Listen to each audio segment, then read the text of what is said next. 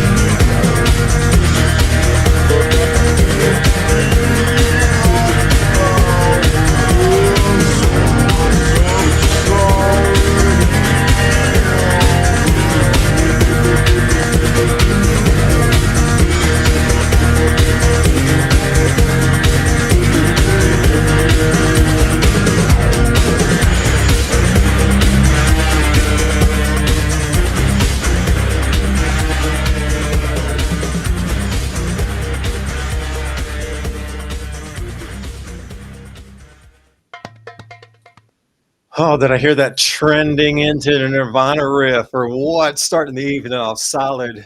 If you're watching the introduction, David Dubine right here with Ransom Godwin tonight.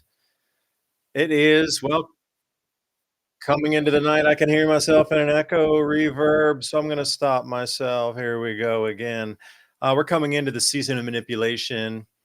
These last 2 months, they tell you eat as much as you can, buy as much as you can, spend as much as you can, consume as much as you can. But the other 10 months out of the year, they're like carbon credit, eat half, eat insects.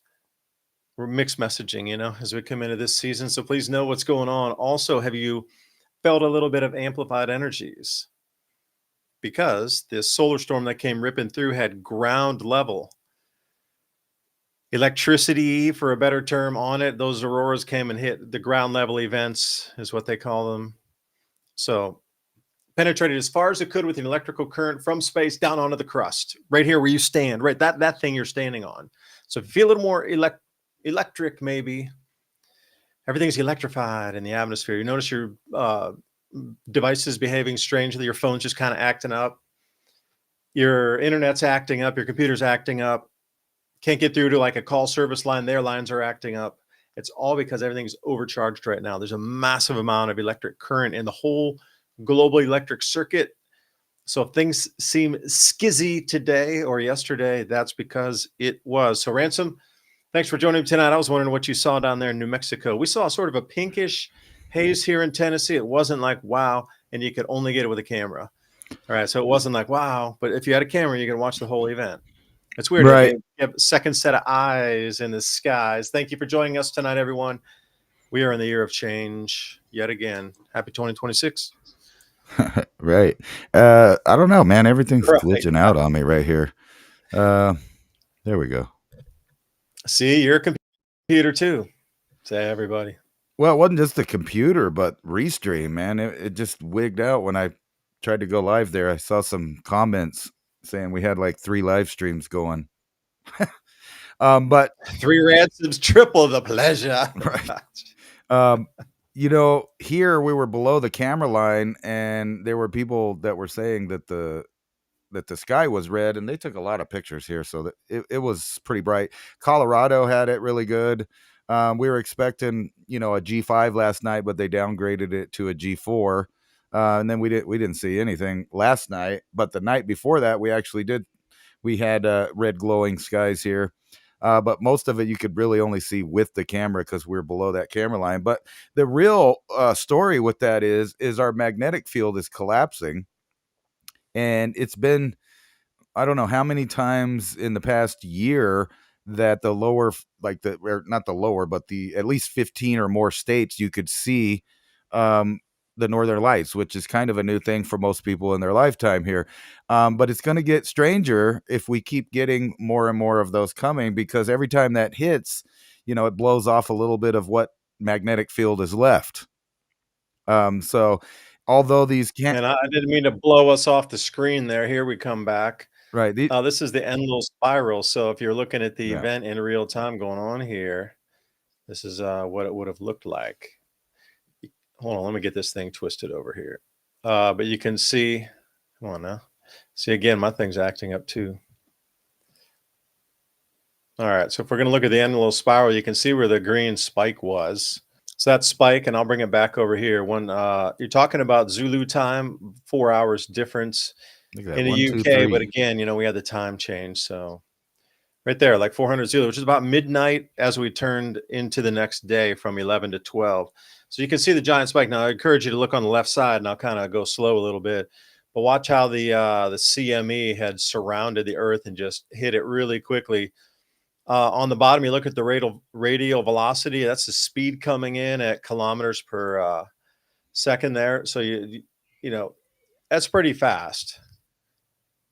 I've seen it, when I think it was the 1986 event, it was like at 2,200. So it's not anywhere close to being off the chart like it was with the 86 event, where, that blacked out the entire Northeast power grid. So it was substantially higher than this. So just put it into context. But you can really see that thing go from 0 to 60, literally from 400 to 1,600. The solar wind increased 4 times faster in less than a day. You can see right there. 400 to Right. 1600s. That's a 4x. So if you're feeling energized, please understand that this is why. So, and then, so watch that back to the bottom left there, but Or you, sick. yeah, to see how it's coming out of, you can just watch that thing just blast out of there at full speed, and it was moving really quickly comparatively to others. And then that black is what you're looking at, the density there, and that's cubic centimeters of plasma in that, and that's energetic soup, for the best term, the fourth state of matter. It holds everything. So Right. here we are surrounded by it. Now it's not off the chart again when you're looking at the radial velocity. Black means like the speed, how fast it's going, and the density up top. There was that little tiny line right in here, but that's where it picks off at above 60. So they're pegging the chart on, like, in a cubic centimeter, how much can you squeeze in there in a cubic centimeter? So incredibly dense. So think about flour thrown into the air and it's just kind of drifting down. That might be like a 15 or something. But when you get up to 60 or even higher, it gets squeezed together. So as it hits, it actually has force with it. So that's why so many things got absolutely fried this week. And if you're feeling like you're part of that with your brain, your spiritual feelings, people around you, your electronic devices, the entire circuit got overly charged. Overly charged. Oh, I messed This that is the up. same thing that caused the power grid to go down in Spain, So now we had one of those just super rare events that took down the power grid in Spain. Field aligned current comes down from the ionosphere, another ground level event. And then this, just the last couple of days, we had that punch down on multiple places across the planet. Like, this is definitely a ramp up in this kind of event if you're looking at it.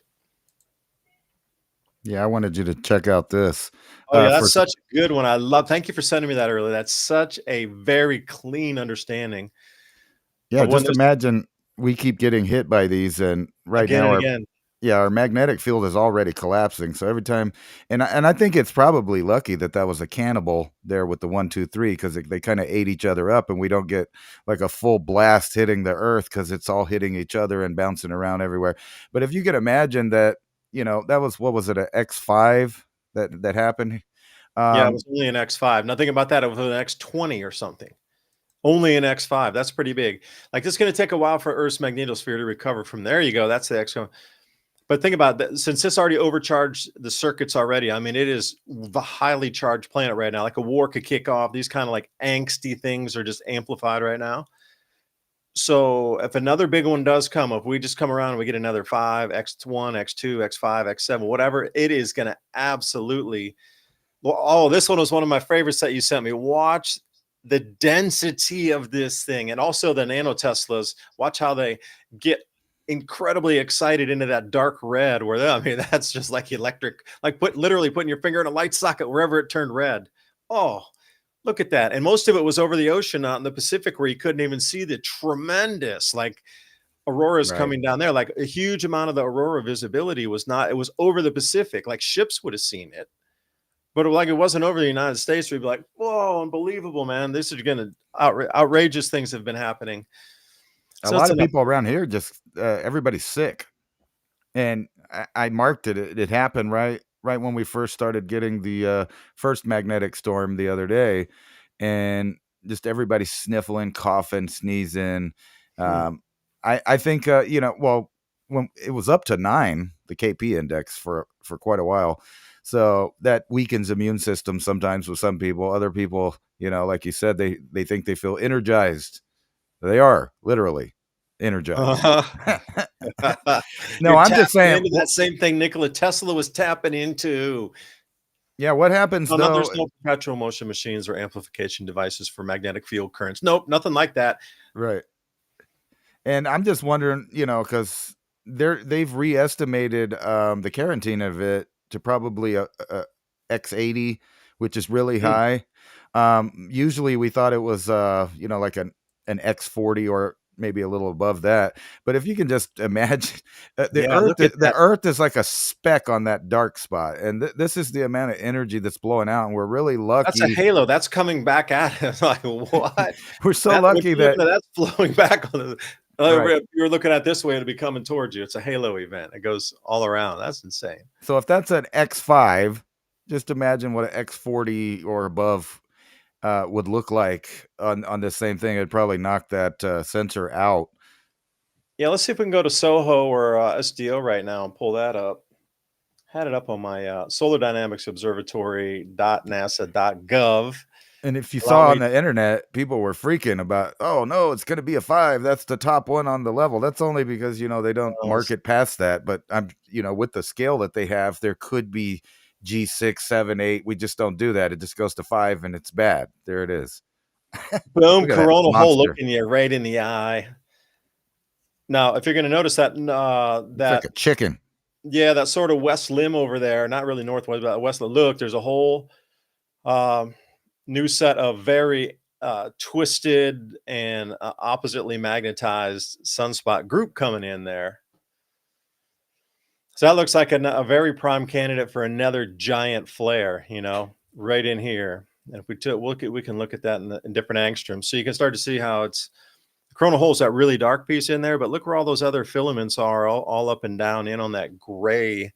So those coolers or the filaments is like lava that rose to the top and is cooling down. Well, it's a filament of plasma that kind of rose up above and it's cooling down before it hits out through the corona there, and then it heats back up again, which is insane. How it's cooler down on the actual plasma surface of the sun than it is up the corona above the sun. So here's a different, these are just angstroms. Now, where you see that dark yellow or you see that very light yellow, those are the intertwining opposite polarity magnetic fields on there that are going to snap off and create another set of flares. Oh, was that a tornado on there? That might have been. Oh, that's a prominence. Check this one out. Oh, I can't make it any bigger. No, Oh, I there. see it. There it is. Yeah. Yeah, that prominence. Solar tornadoes. All you have to do is go look at some of the histories of some of these that we've recorded, and you see chunks of plasma coming off the sun that's like 300 or 400 or 500 times the size of the Earth, and those are Yeah, those just a little ones. glob of like molten something. That's the density right there. Now, if that would shit, I don't think you could measure that density. All right, so that was solar dynamics. What if we go over to Soho? The very latest images on Soho. Ransom, am I still showing you the screen or not? Yes. Okay. Yeah, we're looking at Soho there. All right, so it just gives you the same view on that. But so you can look at them all at the same time. And this one does have also movies and JPEG movies you can watch on it. So what do you see there that's interesting? This one here, maybe some GIF movies. Maybe that's why that electric comet Atlas is so supercharged out there putting out all the That's the sails. direction. Well, that's the direction. You see that last flow there? That was going toward Atlas, like where it's really dark on, say, the 2 o'clock position right now. This thing should loop again and rewind. But you'll see, oh, there's that scatter halo. You can see that's the density of electrons coming in, protons, whoosh. The density. Oh, look at the density of that. I got to save this, Jay. I'm so glad we came here. I want to save this one. Download. That's insane. Look how long that is. That's a huge duration, absolute monster. That's just wow. Look at that last little burst off of there. Jeez. Yeah, right. Hold on Yeah, and these are relatively small in comparison to things that would really hurt the Earth. The real issue is the fact that our magnetic field is so compressed and collapsed right now. We're more vulnerable to this kind of stuff in real ways. Yeah, let's just go again. I'll show you. Yeah. No, go ahead. See, I was just, yeah, the waves off are coming off. But Atlas is to that 2 o'clock position too. Whack! Look at that. That's really some of the highest I've ever seen. And I've only been looking at this stuff for maybe like 15 years. Not a 30, 50, 100-year guy, but like, well over a decade, like way well over a decade. I've never seen that density ever. It's usually like half of that. And about the most I've ever seen is like half of that. Look how long those streaks are. Damn, man.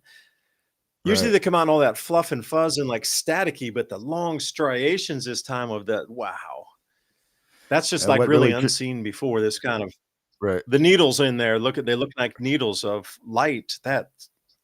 It's something unique. It's like one of those old photographs that you would get that had all of those markings on it, especially if you're taking pictures around radiation and stuff. You'd get that on the old film. Yeah, I know what you're talking about. Yeah. Oh, here's a good. Okay, so this one allows you to see. Yeah, That first one that comes off like a missile, that's really the one that's drippy. Oh, there we go. There we get the halo coming off. Yeah, watch this to the right side. This is ahead here, stereo ahead. Again, just the sheer and just raw. They're blasted, but Yeah. we're looking at it as we would be looking at Earth. So behind the occulting disc, just goes straight ahead. The Earth's in front of the sun from this view. The other view, we were looking at the sun from the Earth view, going this direction. Like that last one, we'd be looking at ourselves. But even out, this is on the back side of the sun going the other direction. It's called stereo ahead because it's ahead of what we see on half a rotation. You know what's This thing really too, it shows much wider blast patterns too. Like you notice that one came off there. It's not 2 o'clock. It would be the 10 o'clock position. There, so you can really see it coming out far there. Oh, one more time. Boosh. Yeah. All right, I'll stop you again. I get all like Get all excited there. nerdy on this stuff, man. I really do. Right. No, you know what's really remarkable I love that kind of stuff, man. is the fact that we're getting any interstellar objects at all. We're in the Milky Way. Everybody knows that. But what they don't know is in all of space that we've ever looked at, there's a giant void around the galaxies that we're nearest. So, in other words, the area that the Milky Way and Andromeda and that stuff, so Earth, where we're at, is one of the least dense areas of the universe. It's called the KP void or something like that.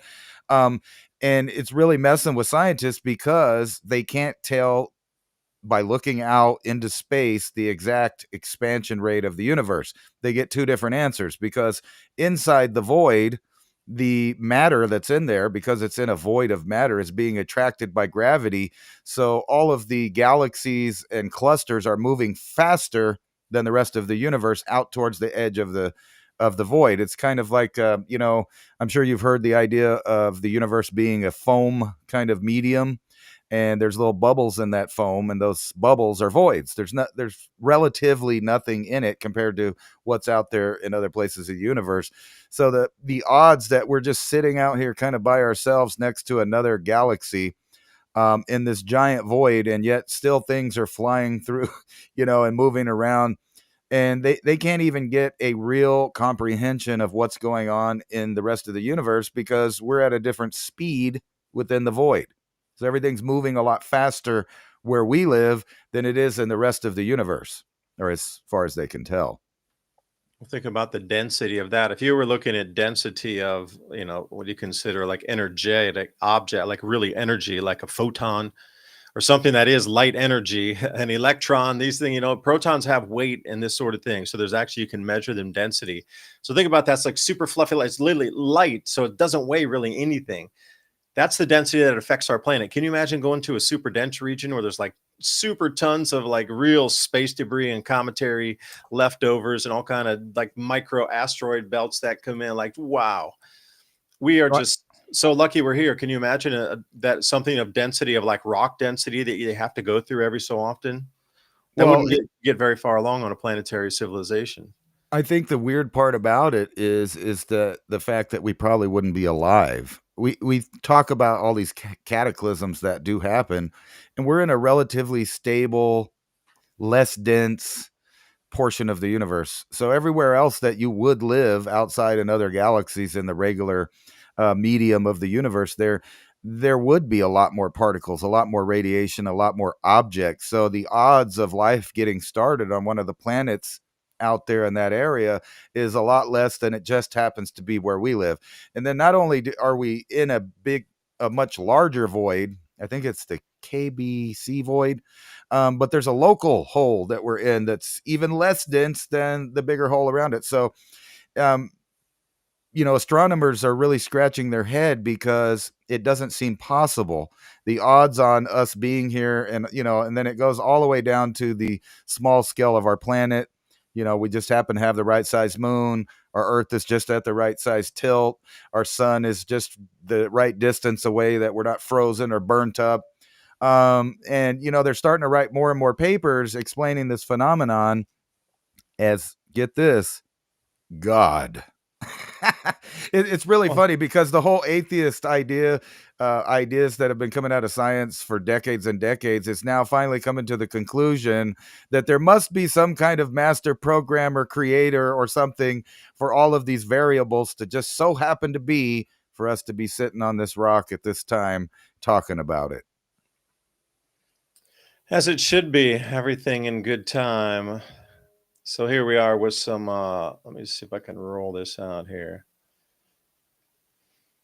Yeah, look at that. Just while you were talking, I was just going to go through some images. I didn't mean to stop your thought. Please continue. I just wanted to let everybody see, like, this is down in the south here, and some of these are those are grapes that still they haven't dropped the leaves because it's not so cold yet. So, where's this place going to be at here? Northern California. Okay.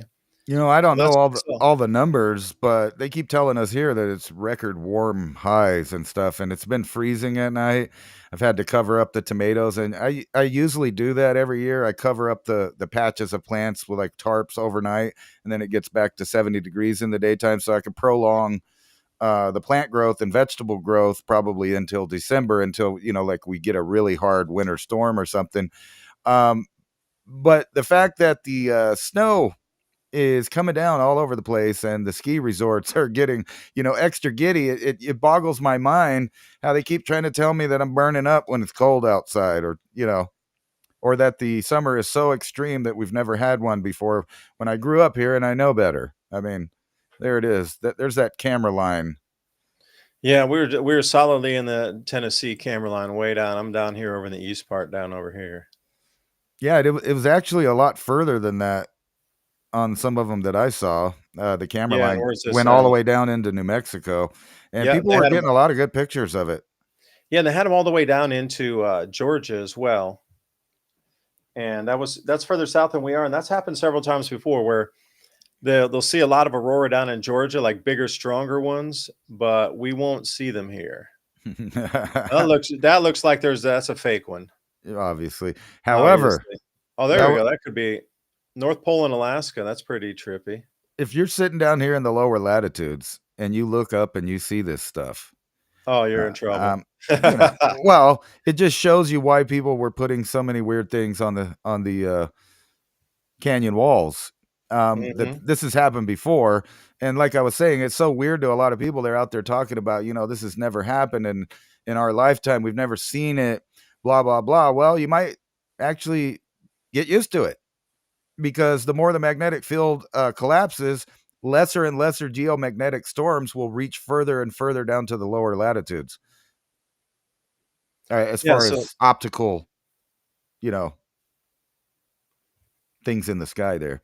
it's pretty trippy. It looks like that thing would almost, I wonder how you'd resonate with it, because if you're directly below that, you got to think that current flow is going straight down to the ground from there because that's not that high up. All right, so you got to think about that whole edge there. That is an electric shimmer line that is moving a plaza. That's crazy. And So it's connecting down to the earth, right? So if you're standing directly under that, right. your energization, if there's such a word, is going to go through the roof. The magnetic imagine field is going to be your friend. imagine if year by Oh, check that year one out. you have little ceremonies. Look at that one that looks like a bird over there. You have ceremonies in which you're eating mushrooms and drinking homemade alcohol. And every time you do this at your, things, the sky's normal. You go through the normal, stuff that they do while they're on mushrooms, probably sharing oral traditions and things like that. And then all of a sudden, this shows up in the sky while you're just shrooming out. You're going to think it's something really significant, and it is, but they couldn't understand that. But now we do. The significance is you're seeing telltale signs of what could possibly lead to world hunger.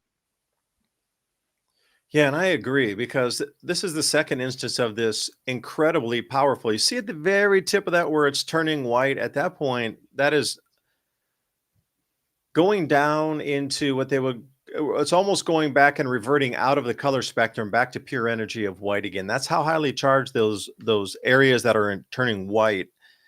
And those are the ones that are already starting to extend out that field of line current. Like, you can almost see it coming out of there.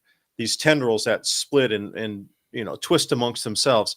Sometimes you see it, sometimes you don't. But it is always within these. And if they're really highly electrified and certain spindles or tendrils of them, they come out and they'll start spinning down like a storm front, and like a tornado would come out of a storm front somewhere.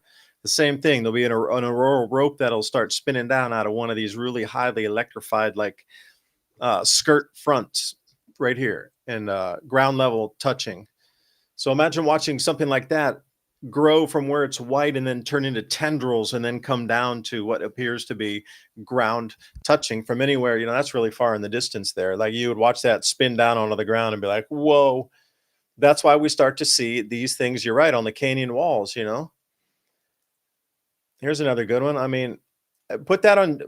Try to describe this to me, and then carve it on a canyon wall so I can see it in 1,000 years from now. Like, give me the signs that this thing is going to amplify.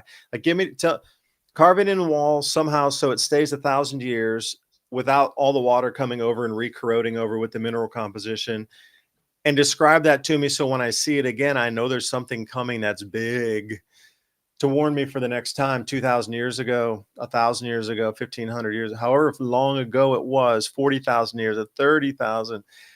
Those petroglyphs are everywhere on the planet. Now, what were they trying to convey to us about shapes in the skies? Now, Ransom, you've been there and actually seen these plasma petroglyphs everywhere. Like, what's the unique thing that's in common with them? Are they all down in lower positions and all down in canyons, or what are we doing with that? The vast majority of them are. Mhm. However, there's some like where I live that are next to a lava fountain that just popped up probably about 5,000 years ago. So there was plenty of people around to see that. In an area that was a Pleistocene lake, lots of good hunting, snowfall, water, fresh water, and then all of a sudden things start drying up. You have lava come out of the earth, literally, where they call it the River of Fire. And right next to that is a lot of some of the craziest. It's one of the biggest petroglyph sites in the Southwest. There's 20,000 plus. I would say there's more like 50,000. But there's just some unexplainable things, or at least from our perspective, that are on there. And there's at least probably 6 to 7, maybe more different peoples over time that travel to all of the sites and leave their mark. So yeah, I can recognize that these are the same symbols from the other site. However, the older ones start getting more erratic, what you call what they call it, archaic petroglyphs. There's really no rhyme or reason to it, at far as we could tell. But they look a lot like some of the stuff that you would see right here with the Aurora Borealis, like loops, circles, ropes, ladders. You know about the Parat. Um, Yeah, Parad is one of my favorites. and everywhere you go, you do see Oh, wait, that's us. Earth's magnetic weakening field. That was from one of our shows. Yes, thank you for allowing us to talk about this in the Civilization Cycle podcast. Yeah, that's even on the tops of it. Whoa, there's your bird flavor. yeah, that's an Is that an angel. angel? Like, if you were doing, again, you're doing a handful of mushrooms, the aurora start, and then you see an angel up there. I mean, what would you feel? What would you think if you're a religious person looking for a sign? Or even better, if somebody was going around saying you're going to see the Lord in the sky soon, and then boom. Yeah, that would have to be a highly energized, charged event over the entire planet to see something like that. At that point, every power system on the planet would cease. Like, everything would be so overcharged, you would get literally an EMP engulfing, not so much an EMP, but just an overcharge that would engulf the planet, like all circuitry of the planet. And compressor, what do you think it would be? Resistors, that sort of transistors, this sort of boom, Well, gone. well, let's put it If this it's all way. white like this, everywhere Yeah, on the planet, shit, there'd be nothing left. I mean, natural would be left, but nothing electronic. yeah, we're looking at this like a bunch of pretty stuff in the sky, but think about if you lived during the Lachamp excursion, Oh uh, my gosh. right? That would be a plasma petroglyph that you would see would be so intense, like that ground energy would be dancing ground energy and like sparks and circles and dots spinning and all kind of thing, just like you Right. see on the canyon walls. Well, then now add mass extinction at the same time. Mhm. So around that same time, all of the other hominids were dying in droves to the point where they didn't exist anymore, except for hybrids. Hybrids were the only ones that made it through the Lachamp. There were no more, as far as we know, there was no more Homo erectus. There was no more Heidelberg. There was no more Neanderthal. There was no more Denisovans. All of the things that were not us died. I mean, literally just disappeared off the planet right Well, that around makes that sense time. because, well, ransom, it makes sense if it's too electrified and there's too much electricity coming in, like the biorhythms of the species that would be inundated by this massive amount of radiation coming in for a certain amount of time, days, weeks, months, years. The body, the physical body, is only set for a certain frequency and resonance. Like if you overcharge that, or if you undercharge that, the body just doesn't function. It's within a range. So if you go completely over that, it might be cool for a few days, but your So, but body can't handle like KP9 or KP10, or at these events that just like the size you're describing, like KP20s or 30s, right? Like you would be, how long could you last in that electrified environment? Putting your finger in and actually getting that high voltage and feel the jolt where you jump back and go, oh, my arm or whatever. Not that. It's different. It's coming in through the cellular level across every touchable space, not like that condensed space so that you get that shock, but still the whole system, the skin, everything is just picking up an incredible amount of charge electrically. So nothing would be able to stay alive during that time if it was that's why they ran to the dolmens, because perhaps when this came from the sky, if you were under those big, like artificial rock, I wouldn't say tombs, but shelters, you could probably escape this. And that's why they had those small pieces of rock they pulled in to like really pull it in and lock it. So they were in there. It's kind of like the igloo, like pulling that piece of ice so it's totally covered from the ice and the wind. Totally pulling that rock, man. The plasma's coming. right, and then imagine this stuff penetrating all the way down to the ground level with long and short wave stuff there. So you would have, in today's world, somebody made a good point talking about, everybody would be looking at that with their phone while their phones start popping. Hey, maybe that's how they planned the population reduction. You just get everybody to have a phone at the right time, like they did in Gaza, and then boom, That 49 was in virgins. Lebanon, I believe. Well, it was all over the place all at once. There, it was in Gaza too. They got all their Malfunctioning electronics. yes. They got a text about their 42 virgins right beforehand. Oh, that's right. I forgot. No, Yeah, I now think check that's this a one out. joke. Now, how But do you describe that in the skies? If you're watching it move like from the before and after, like almost like a butterfly, would this be a giant of old? I mean, would this be an archangel coming through?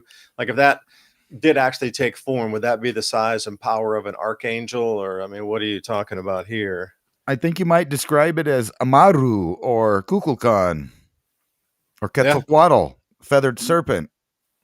Look at it. It's got wings, it's got feathers, and overall it looks like a serpentine shape. that's such a good call, man. I did not think about that, but it looks dragon-esque, like it would sort of. Yeah, imagine even in China, you'd say that's a dragon. Yeah, could be. Especially if the top where the thing came out on the side or did some, movement that twisted a little bit. So what color does it get past that where it's like closer to the surface of the earth? Like can you More white. Like you can start to see where it becomes white. And you see the white here. Like, can you see my mouse or my cursor there? right. There, you see that striation of white. Like that's generally like a tornado would pop out of a front, a cell, like a supercell front, like a tornado might pop out of one location. Well, that's the same thing where you're seeing the white starting to form. That's literally the same thing as like a field aligned current and energy tornado starting to come down, but not with the force of vortex to be able to suck you to the sky. It's just a field aligned current that actually becomes a wire without an insulated, encapsulated area. So it's not going to be as dense and compressed. It's going to be, a little bit looser and fluffier, but it's because it's not confined into insulation, but it's still dancing in the sky and twisting in on itself. And you can follow that current coming down on it.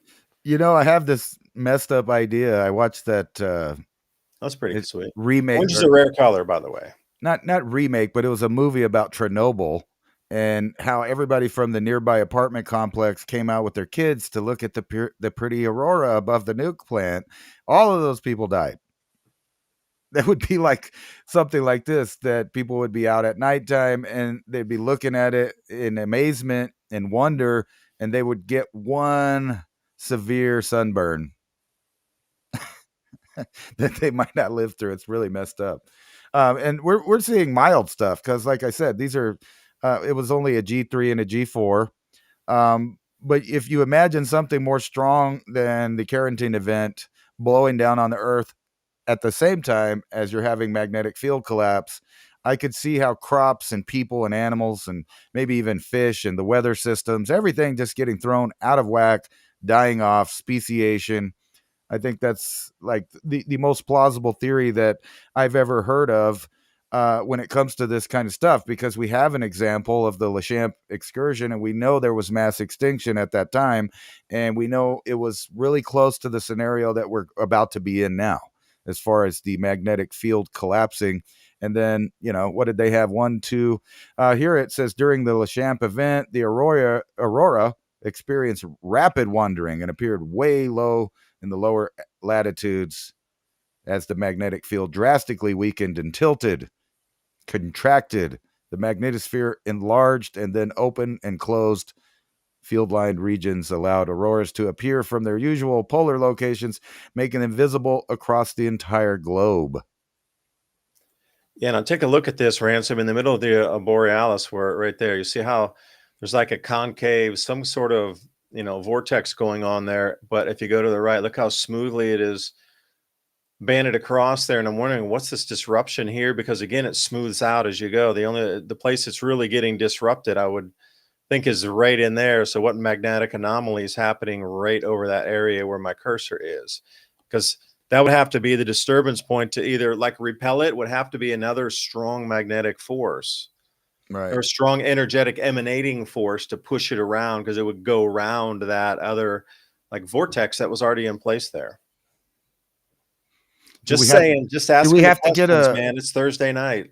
Do we have to get a magnetic map of the actual surface of the Earth, the field line, so we'll know where to go sit?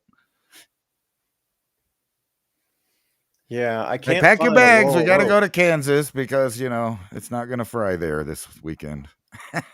Or wherever Roll it's at. plasma rope. Steve's. So yeah, it's weird that you should be able to see this. It's a scientific term where these where these things come in on themselves. But why can't I find? Oh, Ransom. Oh, that's a decent one. Let me get. Oh, yeah. There's your almost picket fence that you were talking about earlier. Similar, but it's not. It's not the as holding hands people, and that particular petroglyph is found all over the Southwest, where you get this big long string of people holding hands. Now, a lot of people say that's just representing the tribes. However, I've seen literally, like this picture we're looking at here, where you could, with some imagination, see a bunch of people standing up there, maybe even think it's your holding ancestors. hands like this. Yeah. How would you describe that? It's a wall. Like, it's funny. They have a Disney film that's pretty old called Brother Bear, and that's exactly what they say. And they're using the native folklore to put in that movie about their ancestors being in the sky in the Aurora Borealis. And you would see this right here. Look, holding hands. So why wouldn't, if someone told you, hey, that's our ancestors up there, why would you not believe them when you're seeing something you never see? and then there's somebody there that can explain it, and they know something is better than nothing. Because here's on the Tongue River, I guess. Yeah, it's it's magical. Over the planet, doesn't it? Imagine being in that plane. I'd be stoked to be in those airplanes going right over that. Damn, they won the lottery by being over that storm. Although not radiation sickness wise, I bet anybody that was in the airplane just come down just scattered, man. Their brains are scattered. Their bodies are just tweaked. You would not want to be in the plane except to see it, but would it be worth 4 or 5, 6 days of extreme, excruciating body disruption to fly through that to see it? Speaking of that, right here, the Air Force you'd be so tweaked, man. Oh, you'd get so sick. They were doing nonstop night sorties during both of these magnetic storms. So that's kind of weird. Were they up there, training because of it, or were they just up there trying to look at it? Who knows? But they really had an abnormal amount, because they usually don't do night sorties so much, but they were doing a lot of them. We'd see 6 or 7 F-16s flying in formation, going in a big long line. So I don't know what they were doing. Were they trying to go through the colors in the sky, through the plasma? I doubt that, because like I said, we're way down here past the camera line. But I bet from their altitude that they could probably see more things going on, especially if you're using FLIR and other stuff. I didn't even think about that, to get my night vision camera out and see what the sky looked like during that event. Yeah, because you got to think about this. And let's see what this does here. For this is off Swarm, but it's like some of the data is not. They don't put the real picture data anymore. So here you go. Nanoteslas. Like the higher that goes up in the red, the more amplified or charged it is in terms of like up the electric current. Like a light bulb in the coffee shop where you can turn it up and it glows, and you turn it down, it gets dimmer, dimmer, dimmer, like mood light setting. That's in the blues in the minus 200 there. Once you crank the light up where it starts to turn from that orangey to yellow, and then it goes from the yellow to sort of white, that's around the 200. So when you can, it's just current inflow up or down in the system measurable. So I'm just wondering what that disturbance was, and I cannot find aurora ropes in some of these. You mean like Adam and Steve? Yeah, where'd you see there now? Is that what you're talking about? The Steves? Yeah, I'm gonna dive Stevie. off. I'm gonna turn this off, and I want to see if I can find some aurora rope pictures while you chat here for a second, because this is the whole thing that it really is about It's is these aurora probably ropes that are intensifying, that are coming down, and that's direct connection electricity to. And you might have to put in field aligned currents. I mean, you get some images.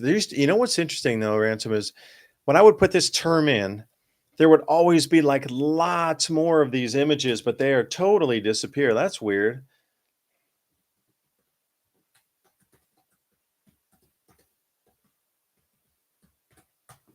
I mean, they really did. There's far less of these images than there used to be. Although, let me try to put it in Aurora Rope Steve, because that was the original name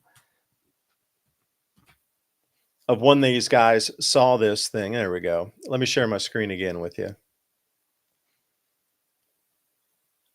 Hold on, man. I'm moving slower than molasses in January right here, although it's only November, but my brain is working. Okay, here we go. Gonna share that one.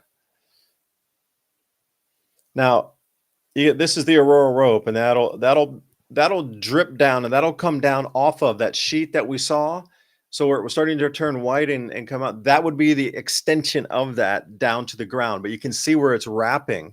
So those are two different polarities wrapping amongst themselves, around themselves, creating a magnetic field and also a charge line. Now, if you were standing directly under where it touched, that would not be a good place to be.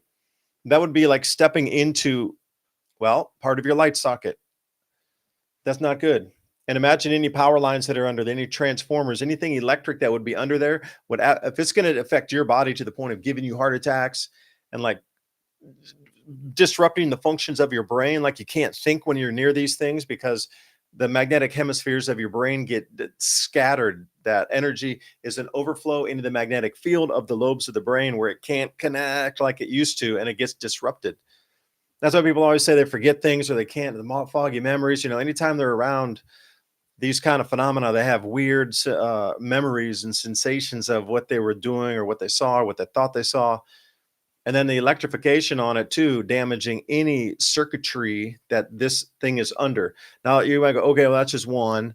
Well, I get it is just one, but we only have one tornado sometimes too. But imagine the damage it does. Well, here's another one. And this, see how they start to wrap in on themselves? Now here's another one. Rare Steve. So you start to see how these two, each of the colorations is a different amplified amount of energy in it. So which one's going to be glowing hotter? Obviously, the whiter the pink one is, wrapping around something that was forming on itself. And I've seen this one before. Again, the lower extremity part or the lower part of that is more highly energized on the wrapping coil there. So it's already wrapped and started to energize through the flow here all the way back. And if I can find a couple more right here, again, you can see quite, I don't know how quite easily, but right down here, it starts to wrap. Like you can actually see the two different ropes, right? Kind of where my mouse is or where my cursor is. You can see that split where those two plasma currents that have wrapped themselves now have started to wrap in on themselves to create, well, that's an electric line without the insulation on it running through your neighborhood right there, coming down from the sky to the ground, but not that the voltage in it is not that, but it's definitely going to destroy some electronics when it comes down. And so here's the thing about this too. They're getting brighter and more intense. So we're getting the whole package of everything getting brighter, more intense. It's not just what we saw with the regular auroras and that sort of thing that happened in Spain, and now some electronics across the world are just scattered right now for these last few days. But these aurora ropes are starting to glow brighter. So Ransom, what kind of petroglyph do you think this would be here that you've seen? There is stuff like that that looks like ropes and stuff like that that have Yeah. no real, anthropomorphic shape. Like it's not an animal, it's not a man, but yet somebody bothered to draw it on there. And then the weird circles. You have circles, you have spheres, orbs, like that kind of stuff. So we really don't know what they were trying to depict. It just seems to align with certain things like plasma. Especially whenever you figure in the squatting man being everywhere around the world, the Pratt instability centipede thing, Oh you find that yeah. everywhere. And you know, I've seen DNA looking spinning helix type petroglyphs. No telling what that was. Maybe it was a representation of this. I don't really think that they knew about the double helix, so I kind of exclude that out of my mind. But what else could it be? It's something that they saw. Otherwise, they wouldn't be putting it. And then right down there below that one that you're showing, right below it, you get another one of those Picket fence. They holding. call it a picket fence here. That's Right. a classic picket fence. But what do you call it again? Well, The there's petroglyphs called villagers holding hands. yeah, the holding hands petroglyphs, and you see those everywhere. It's not just in the Americas either. It's just weird. This stuff. I'm looking for an aurora rope, and they keep tossing garbage up in here. That's weird. I could find one right here. Yeah, anyway, take it over there. Yeah, and as this gets more and more intense, then you have to think about what are the clouds, or not so much the cloud cells, but the peripheries of those cloud cells, the jet streams. What do you think is going to happen to jet streams during this time? Oh, no telling. Let's see here. Yeah, to think about putting heat into a water system. What do you think usually happens? Or what if you electrify water, an entire cloud layer? Oh, that's it right there. That's exactly the same thing. That's just one of many. Let's see here. Like I said, they're found all over the world. Here's another one with the Ant-Man holding hands. Maybe I can get a better picture at it. That might have been a small picture, but yeah, they're everywhere. You see this. Here's one in a circle formation. Here's some really old ones down here by where I live. Oh no, wait, that one says Hawaii. But you see the same kind of idea. And if you believed, and here's Well, one. there's a snake. Yeah, that could very well be one of those plasma ropes that has electrified to the point where it's wrapped in on itself, and now it's just a single rope, like we saw in some of the instances of the white ones. Right. So imagine if it was just highly electrified and it started doing this in the sky. That's that right there. It's exactly what that is. That's what I was saying. The holding hands thing is very common. And when you start thinking about stuff like this, it is conscious. No, they know that it is conscious. It's been.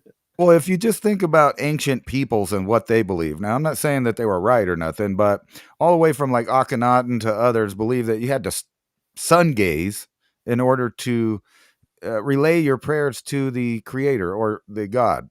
And if, let's say, and I don't want to hurt nobody's feelings, we know that our sun dies for 3 days on the southern crux in the sky coming up here on the 22nd of December, and it stays in the same arc for the 22nd, the 23rd, and the 24th. And after 3 days, it's resurrected and it starts coming back and getting higher in the sky on the 25th. And when you intertwine, religions with real things that you see in the sky, it becomes much more powerful. In that way, you can literally say the Son of God dies on the cross for 3 days and then is resurrected on the 25th when we celebrate Christmas. And we all know pretty much that holiday is arranged in that spot mainly because people already celebrated the winter solstice for probably thousands of years before that. But specifically that, and then you have Passover, right? Passover, the day in the northern hemisphere when the sun passes directly overhead. All of these are tied to real events. But if you think about, God being the creator or whatever you want to call it, the programmer, the, whatever, you would think that the universe, right. You would think that these suns in an electric universe are of major importance, and the activity that happens on that sun is directly related to us, living here. And I think that's why, the world is abruptly changing their food stance, not just their geopolitical stance or who they're allied with, but where food goes where right now.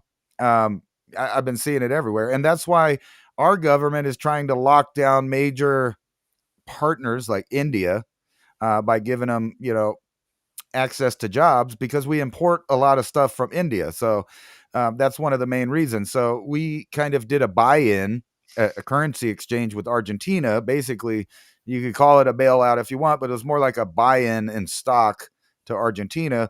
And then, the week following that announcement, then we tell you that we're going to be buying a bunch of their beef. They leave out that we've been moving our train infrastructure to South America, on the west coast of South America, specifically from Peru, um, and Bolivia and Argentina. We're sending our engines, our engineers, the old engineers from the old style trains. Because if you live in the US, you know that we've never been on the train thing. We've never really built bullet trains or none of that stuff. We kind of just kept using the old style engine and transportation. But now that that can be driven by AI, literally, and all of the other transports are changing, um, the need for feeding people is becoming less of an importance for governments around the world. They're being able to. I might disagree. I'm going to say it's still got to be the most important because hungry people riot uncontrollably. So at least for now, while this number of people remains, that is going to be food priority for that. But as you can see with the digital rationing cards and the direction we're going, food's going to be tightly controlled. Right. Just saying, which dovetails right into what you were talking about. And would you trust, if there was a food shortage or a supply chain disruption, can you trust real human drivers to get there to the place that they're going, without getting robbed, or maybe making a deal with somebody, or maybe even just driving the food to a second seller on the black market and say that they got robbed? We know in the past couple of years that trains have been being robbed and trucks have been being robbed at an exponential rate. And they have an answer for this, and it's to switch over this whole infrastructure to remove people out of the equation. Yes, the food is important in the short term, but what I mean is slowly, as the population reduces, energy in the form of electricity becomes more important than growing crops of food, because you have less and less people to feed. Now, if you think that these guys are That's it. altruistic and they're nice and they're planning a future with all of, 10 billion, 11 billion. No, they're not. They're planning it for a much smaller number, with a complete lockdown system that's controlled from the top down. And all of these services, especially the transport right here, they're going to be building this over in the United States and putting this here, according to them. So this is where was it? Norway, I think. But anyway, they're building it over here, and they're talking about how all of the other companies that were in competition, they're going bust, bankrupt, they're going out of business, which is consolidating the companies that control the AI and the devices that the AI runs down to a few companies. And those companies are major partners with governments, just like this is. And they're going to And be building this over here. But just before we head on break here, you have to realize this is the last try to capture humanity. As our vibration is rising in the planetary, our whole entire solar system is becoming more energized and just more vibratory, ascending as we come into this change in the sun. And also it affects our planet here. Magnetic field is declining just tremendously. Changes on the sun. We're seeing it solar system wide. Every planet's having effects with its climate and everything else. Every planet. So it stems from the magnetism of the sun. Rising out in a different frequency field, literally not being woo-woo at all, but the frequency that was set for these systems to hold us in place for the last 200 years can't hold state anymore. The vibration, as you feel, the whole entire system is becoming more energized. Hence, that control system doesn't work. That's why they're setting up an entirely new one at breakneck speed, because they know if they don't get it in place, we're just going to hopscotch ahead in the frequency moving upward. And they're like that, we missed that chance to grow. This is the last chance they have to try to lock down humanity, because our frequency, our vibration is rising out of that density or that iron thickness that they controlled with the evil. And we'll be back right after this break.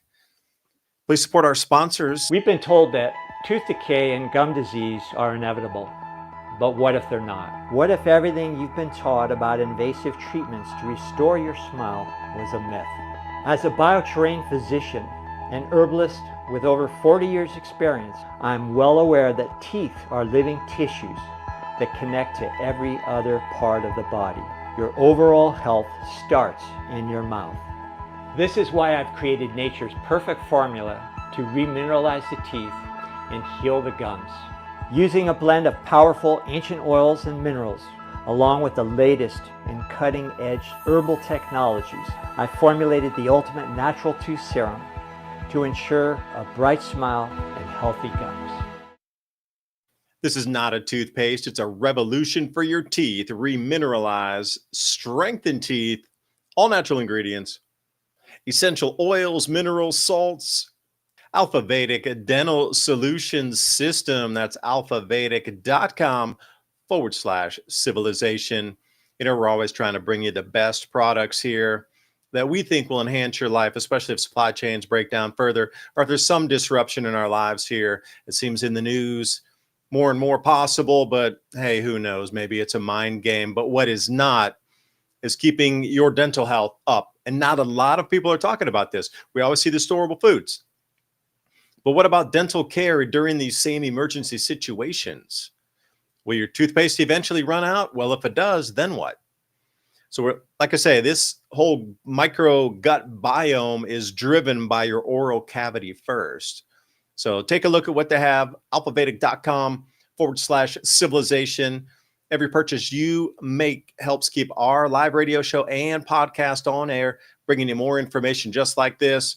alphavedic.com/civilization. That link is in the show notes below. And as always, I appreciate your valuable time and joining us in this ever and most important conversation as we move forward in our world. A huge challenge with our modern food system is that it's devoid of critical enzymes found in raw whole foods. Destroyed by poor agricultural practices, overprocessing, and cooking, our foods simply don't deliver the enzymes and nutrients our bodies need for optimized health. This imposes a much heavier burden on our bodies to replace the enzymes missing from our foods, depleting the enzyme potential of the body, weakening immune function, metabolism, and overall health. The good news? Patent-pending Ensorb addresses this problem head-on. Ensorb uses VNI's proprietary proteasome absorption technology to rapidly deliver the metabolically activated multi-enzyme complex directly into your blood. What can Ensorb do for you?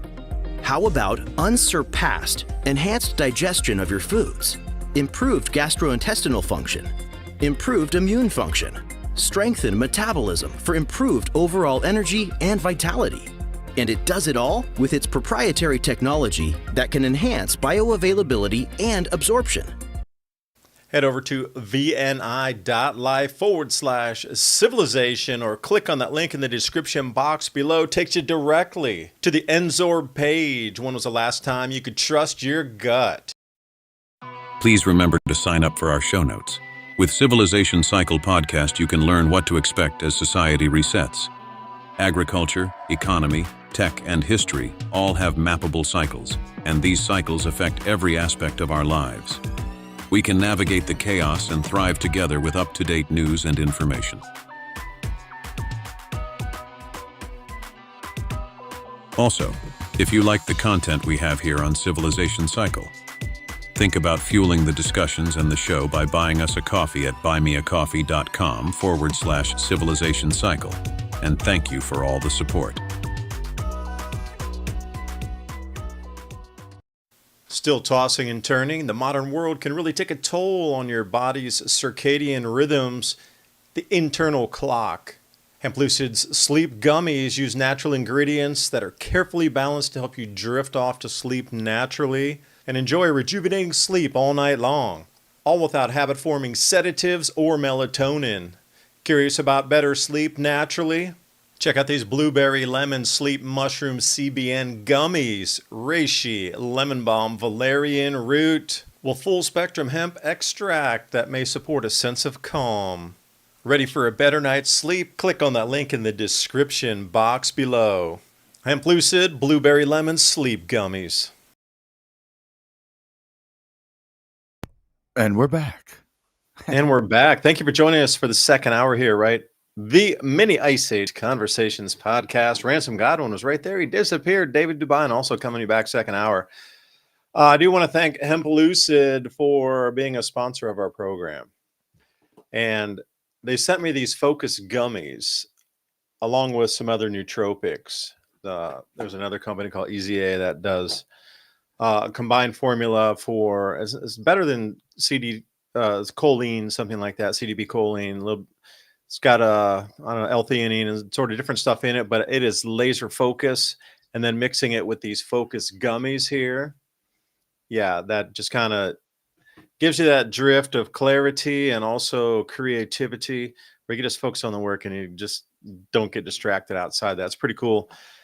The reason I bring that up is I want to thank Chase and those guys for supporting us because as I saw here to start the second hour, anything having to do with hemp or CBD is now going to be illegal as of the end of, well, there's different dates that they're supposing on it, but it's coming up quick. Like, this is what I didn't like, is they've built up an entire industry for 5 or 10, I'm going to say about 10 years, maybe longer, just like they did with Airbnb.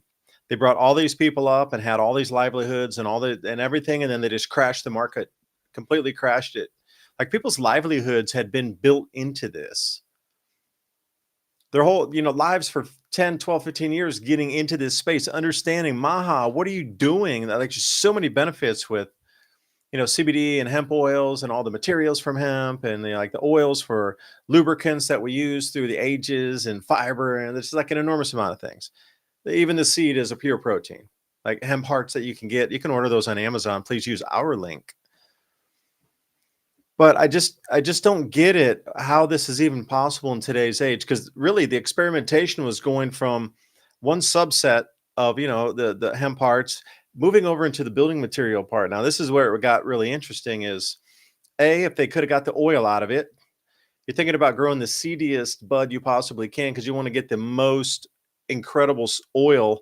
So that's a biodiesel oil, but it's an oil that's not harmful. Like, get rid of the ethanol, man. Go to the diesel itself, but use hemp oil. I mean, we use that pre-World War II. There's so many known uses for this in the industrial space. Health space is something to industrial space. I cannot believe that they're going back to this type of prohibition. It really shocks me. I mean, I'm beyond words. Like, we come all the way to this point, and really, that's going to get pulled back.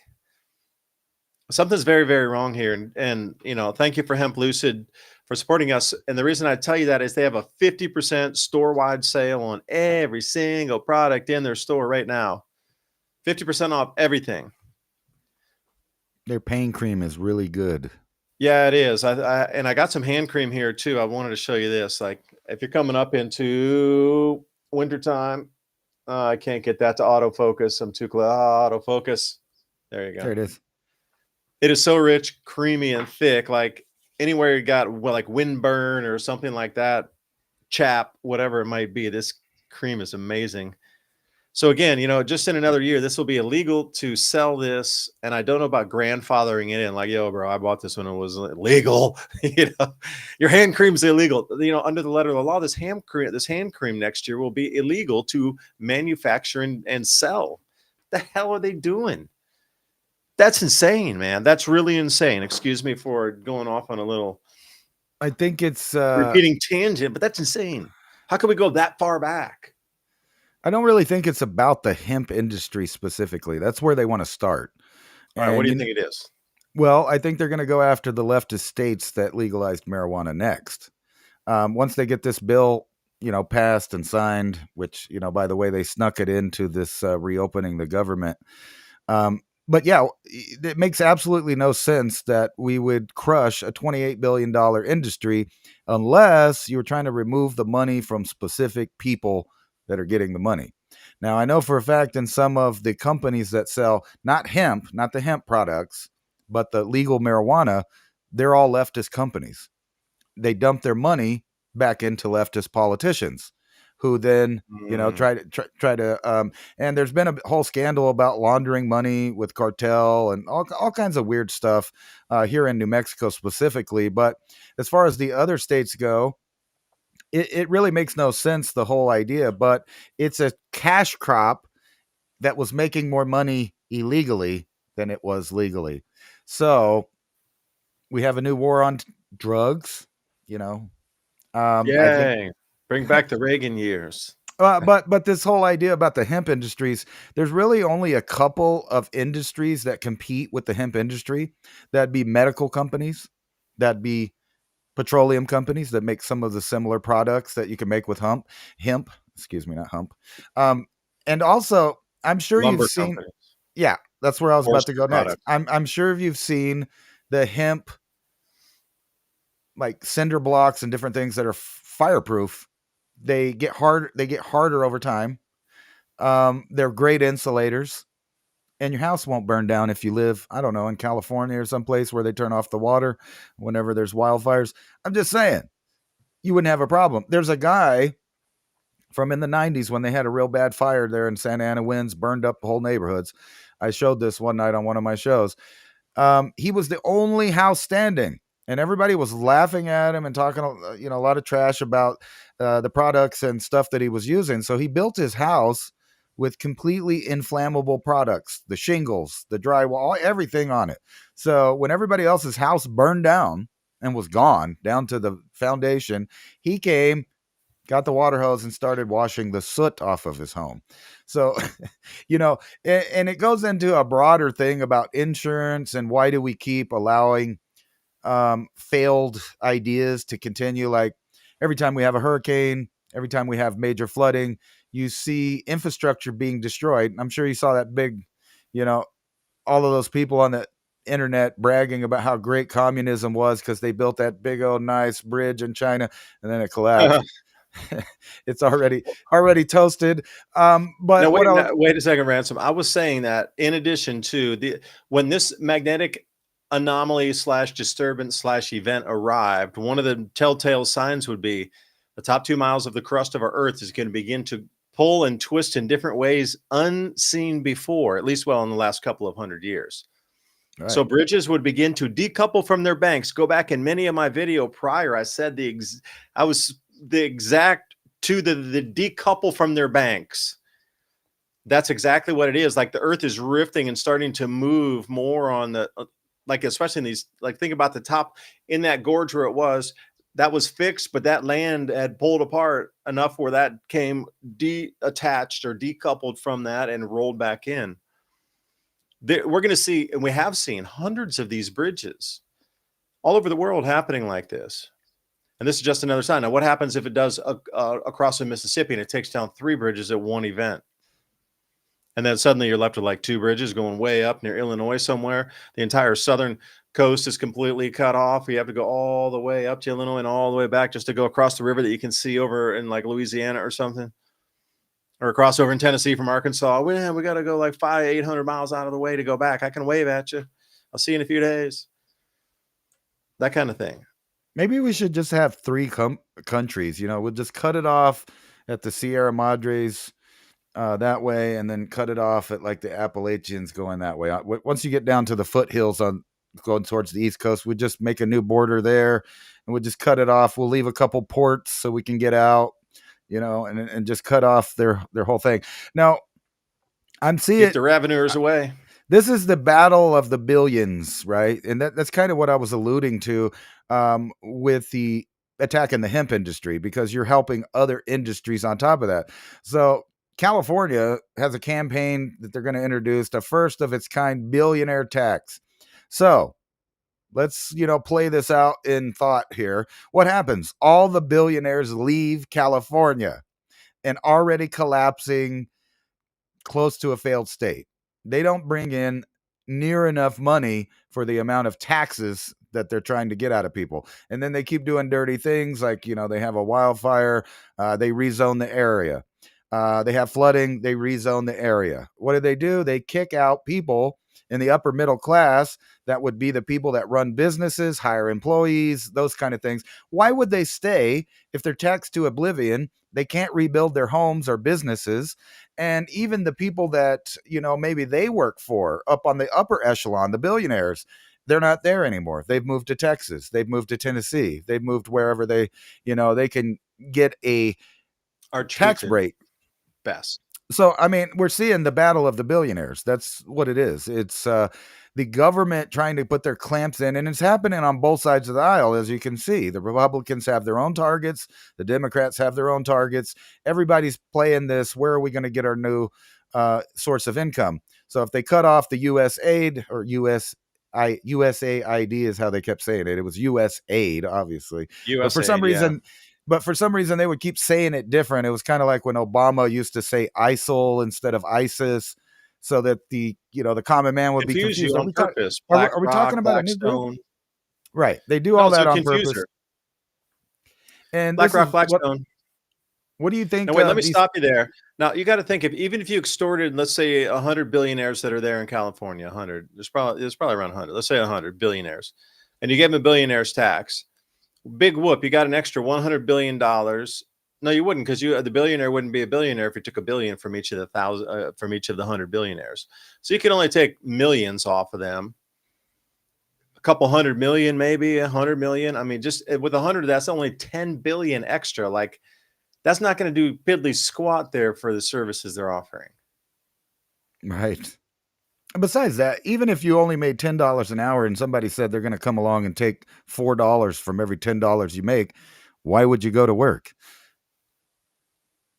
I mean, really, that in California is probably $5, and if you're living in somewhere like, say, Sweden, it's $6 out of every 10.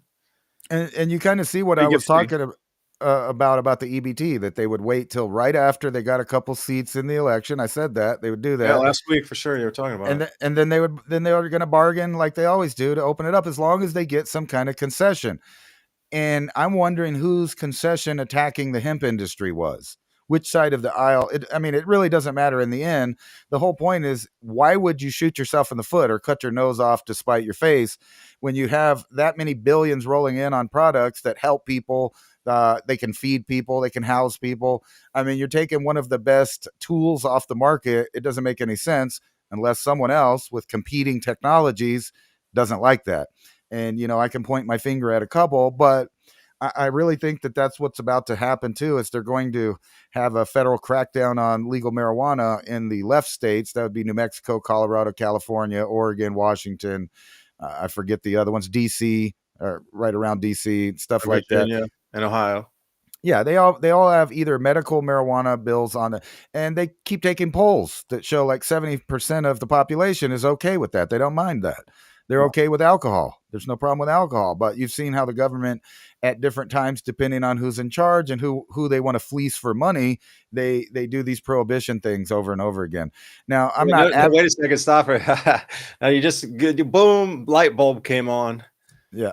If that's the prohibition thing, is that they're always going prohibition, and through time that has had value, like distilling your own alcohol after you have a fruit crop. Right. Growing your own. Like, those are the two things. Have you noticed that? Through history, routinely, it seems like those two are always, even from the 1600s, man. Yeah, everybody always, alcohol, anything at any kind of really weird, rough time, people like alcohol more. Yep. Weed too. So think about that. But again, if the old rules apply, but now they have AI, now they have drones to like fly around and look through your roof and stuff. It's not like the old where you could like hide it somewhere. The dudes in Hawaii and New Grove, they used to actually put the trees in canopies up in the coconut trees, because the heat signature on the helicopters, they were looking down on the ground. They weren't looking in the tree canopy itself. So they disguised everything in the coconut canopy. So they had like, fields of coconut trees growing, and they would wire them together, and that's where they would grow inside the top. So when it could disguise some plants, but not like a super 1,000 plant, but that's the way they would get away with it at some places, is actually growing next to a plant that radiated hotter after sunset. Or no, you're never going to get rid of this stuff. Or instead of growing like 20 giant plants, you could grow 150 tiny plants and don't plant them till August. And then, you have these little tiny plants with a bunch of buds on it. Doesn't show up the same either. I'm just saying, I don't know that. It's just Yeah, an there's this idea. family I variety heard too. it. That's pretty cool. Anyway, I've it heard of seems something like that too. It's just all internet chatter. I can't really verify whether it's true or not because, again, don't believe everything you hear on the internet either. That's crazy. There's so much weirdness out there. well, I Discount found with purchases. vegetables. Let's just count vegetables. If you put a plant out late in the summer, because here we get 2 seasons if you do it right. Mm. The problem is with the first season, it gets so hot that the plants struggle with creating fruit and stuff till it cools off a little bit. But if you plant again in August, but by the time November rolls around, like right now, you're still having 70-degree days that things can continue to grow. Like I still have a couple chili plants, some tomatoes out there, some squash that are hanging on. We've had some, 35, 37 degrees. The couple of nights that it did freeze, I covered everything with tarps. It's fine the next day. And then you extend your growing season out. And I understand that's a lot harder in the upper latitudes because it gets cold faster, and you got until about daylight savings time to do that. And then once that hits, you get the short days coming around where it's dark at 5:30. But hey, I've been Let me, still harvesting this late in the year. can I throw a strange thought at you there? Like, think about how many greenhouses have been put out during this. I'm talking just in the United States. How much greenhouse infrastructure had been constructed and built into mega farms without the sunlight, impervious to any weather? Like, think about the amount of greenhouses built in the last 10 years just for this industry alone, in addition to regular agriculture. So, going on to the robotic theme of things, would it be easier to train a robot to go in a field of dirt where it rains, it's muddy, or would it be easier to train a robot to be in a pre-existing facility that just got raided or put out of business? Because a greenhouse is a greenhouse. You can tweak the water system and nutrient content and soil medium, whatever you like, for any plant. But the space is there. The watering system's there. The lights are there to grow any plant at all. You just need to tweak it a little bit. And with the different types of programmable LEDs these days, you can get that nanometer wavelength to anywhere you want it for any species. Right? So imagine if they put all this out of business, how many pennies on the dollar greenhouses will be for sale. Like, you got to think, if you're going to substitute part of a food source, because like you said, it gets too late. There's the anomalies. There's jet streams are weird. The aurora coming down, electrified atmosphere. Nothing is said. Now it's 95 degrees on January 1st, but July 1st it's below freezing again. It's back down to 22 degrees in July. Like you get those types of twists. Year without a summer type things, volcanic eruptions. You're going to want the greenhouses. Like, there is just a staggering amount of greenhouses out there. Staggeringly. How many hundreds of millions of square feet of greenhouse do you think we have here in the U.S. just because of the hemp industry? A lot. Yeah. There's a lot of them. That's the majority of the way that they grow things here in the Southwest, obviously, because it gets too hot and too dry, and then you have pests and stuff. So it's a lot easier to grow in these big grow buildings. There's one literally right down the street from me, and it glows at night. And this might be, the future of the way things are in a low magnetic field. And not only that, I was going to ask you what your thoughts are on this. Let me see here.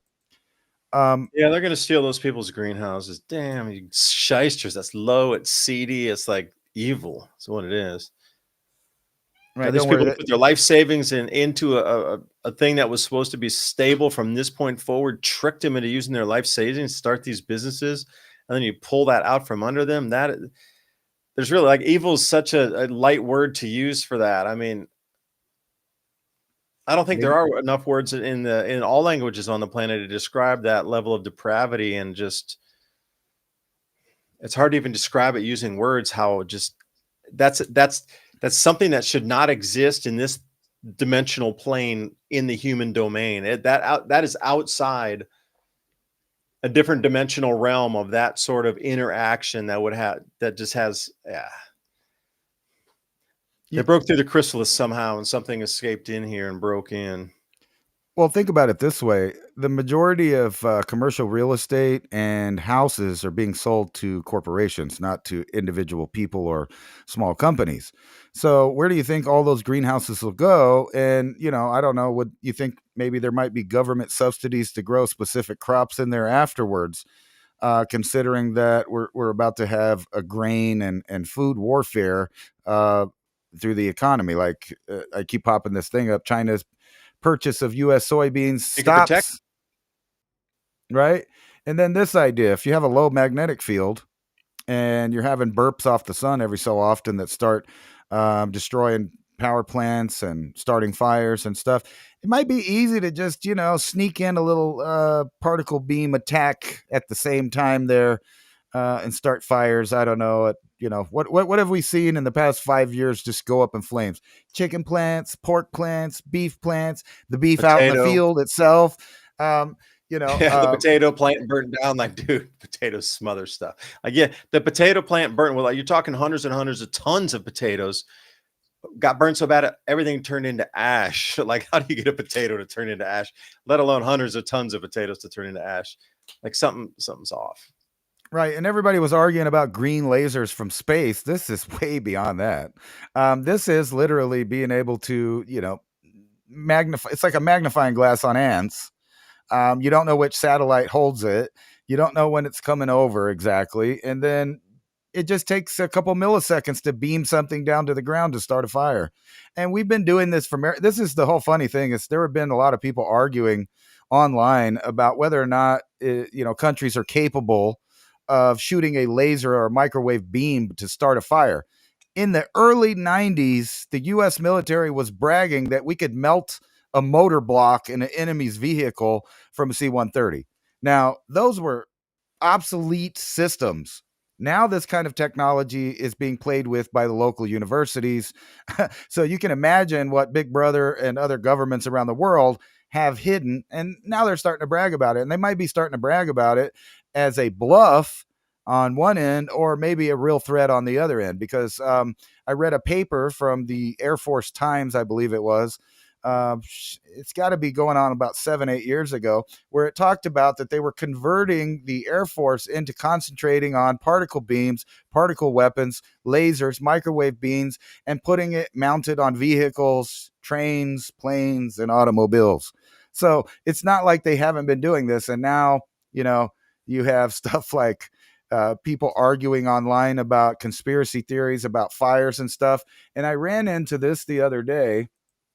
Well, wait a second. You're Wrong talking, button. that's a delivery system that's at the speed of light, non-detectable. A laser or some sort of particle beam like that, you're moving at the speed of light, non-detectable. So Yeah, imagine the weapon system advantage on that thing. Like, it's already like, whoosh, It's like, forget about these ideas like HARP and stuff like that. There's way the more missiles and advanced things. stuff going on. And I had a whole big argument with Grok the other day. Like, so I spent an hour and a half talking to Grok. There was a picture from the border. You got into it with them with the Right. computer. Well, it was, I did it for kind of proof at how biased all of them are. So you could have went to Chat GPT and it would have been worse, or some of the others. This is supposed to be the non-woke algorithm, right? However, it is not smart as they say it is. There was a picture that was posted online by a Border Patrol agent who, a bunch of people, protesters, whatever, they bum rushed his car and he pulled his sidearm out. Now, according to Grok, who's telling everybody on X and everywhere else that was not a handgun, that was a crowd control device, and then it'll go in to explain, look, it's got a longer barrel. None of that stuff is in the photograph. So I showed it 3 more photographs of other agents holding that same Model 45 with a flashlight on the bottom and a red dot sight on the top.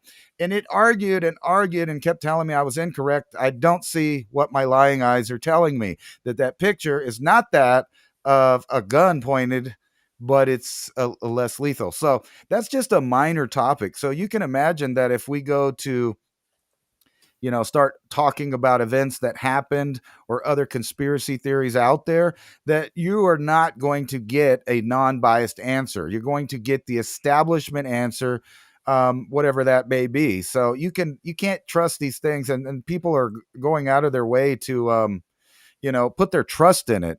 And then I keep seeing articles one after the other where these companies have had to publicly expose basically the chat history that people are having with it. So people are finding out, all of this private information because people are, volunteering that. So I guess I lost connection. I'm not sure. Let me check the chat. I'm still here. I'm still here. Am I still here?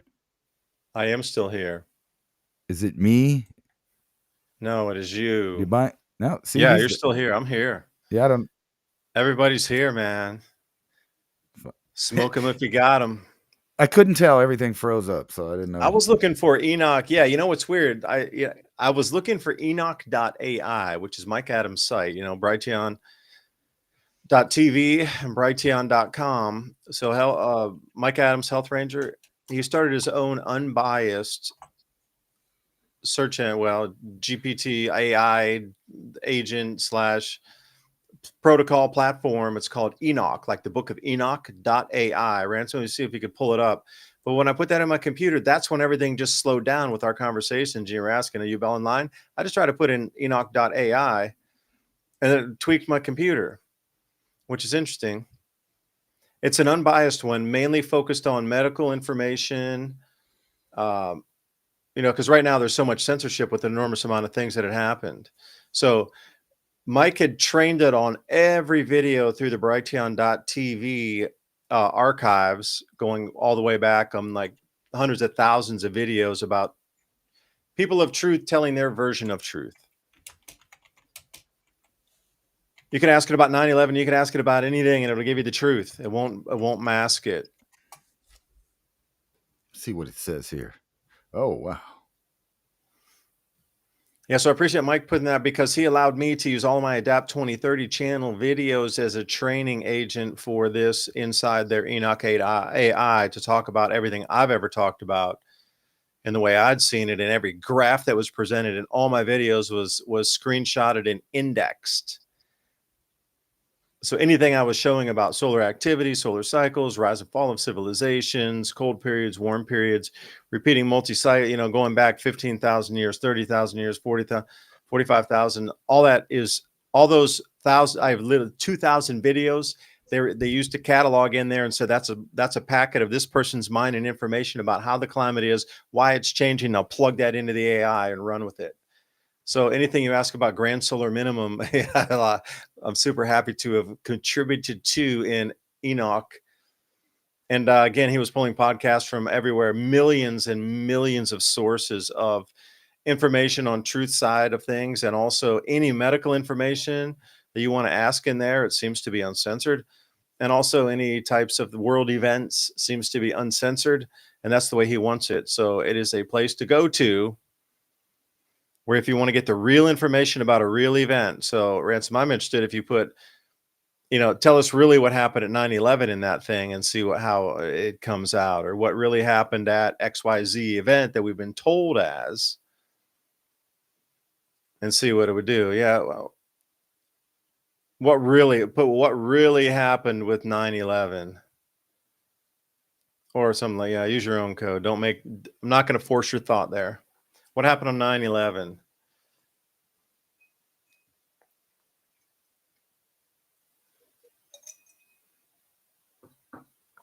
Let's see what happens here. Oh, they need to work on their full screen thing. It's hard to scroll. Yeah, ask about Building 7 and see what it says about Building 7. You can type in any question. What happened to Building 7? All right. What happened to Building 7? Yeah, we'll see how true this is. Mike, don't let us down with this. That was a building that was not remotely close to either tower, and they said pull it, and then when it came down in one of those controlled demolition explosion, very similar looking type of events. Official narratives. Yeah, just by scanning that, I saw a bunch of stuff. Lack of fires, lack of plane. Yeah, right. According to the 9/11, commission here, it collapsed due to fires on several floors. But that was the rewrite. If you read the rewrite, there was none. When you saw that live feed, and I'd seen a ton of videos, just smoke coming out of the windows. There was no like visible flame. It was like really fires trying to maybe get going in there, but they didn't have enough oxygen. It was just like that black smoke pouring out, like carpet and stuff smoldering, whatever. There was no visible flame coming out of there. Well, which not is only a- that, they had a countdown there. They said it collapsed live on TV before it collapsed. But the original reason that the government gave for Building 7, it was just plainly the events of 9/11. Like, it just got depressed because the other buildings fell down. So, it decided to fall down too because of the events of 9/11. So Well, they had to everybody had switch to that. agree unanimously on that. Now, if you didn't know about that 9/11 report, everybody had to agree 100% unanimously about the fact. If one person disagreed out of that entire panel, that fact was thrown out. Right. That's the insane thing about it. 100% unanimous agreement before it even got pushed into the report. If anybody said no, you wouldn't. It wasn't included. This is a collapse. Yeah, the free fall speed was the thing, and evidence of explosions. Like if you put that into ChatGPT, you won't get the same answer. No, you can ask Chat GPT, why is there thermite residue still found on the outside patina of buildings in New York City? And it ain't going to tell you why. It'll say, "Wow, there was in the 1930s when the Hindenburg exploded." So Yeah. It's like, there's so many of those things that you could really get into it with the AI, but I have experience with it. Like I said, it will argue with you until you give up, until you finally go away. Now, Grok, when you get it into a corner, it'll finally agree with you, but then you could go back 30 minutes and ask it the same thing, and it'll revert to the original misinformation that it fed you. You can make it agree with you for just you. But like I said, I don't think that they are allowing it to remember arguments in the way that once it comes to a conclusion that it can't get around, a fact wall, a logic wall, it resets. It doesn't just take that and go, you know what, the algorithm's different now because it got new information, but instead it resorts to its previous, prompts that tell you how to explain something on there, which is really messed up because we're moving into this whole idea where every kind of media is going to be AI. You're not even going to have like me and David up here anymore. Even YouTube admits that they're trying to go over to a full AI model where the shows, even the podcasters, all of that are AI generated podcasters about topics that they get. And what are they going to be about? Baking cookies or kittens, kitten calendars. It'll never be any kind of real information that you get. So, even the days of conspiracy theorists, whether they were right or wrong about any topic, that was the fun years of YouTube, when you could get on and you could hear people, babble BS, or, maybe they were onto something and then you caught onto it and you do your own research on it. Those days are gone. yeah, if I could show you this one here off of Zero Hedge. So if you're looking at what's going to be going on around the country, now this is just hit first with this power provider in the Northeast. There's a couple of them that are overlapping in.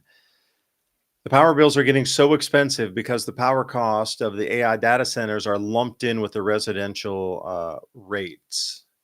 So they should have their own class and their own category of usage and build out and billing by the megawatt. It should be in its own class, but it's still mixed in with just the general public. So the amount of money that's needed to build out the new infrastructure for the AI data centers is now being absorbed by the public because that thing and the behemoth is included with the public. So everybody in unison all needs to pay more for rollout of, new power lines, new substations, new transformers, etc.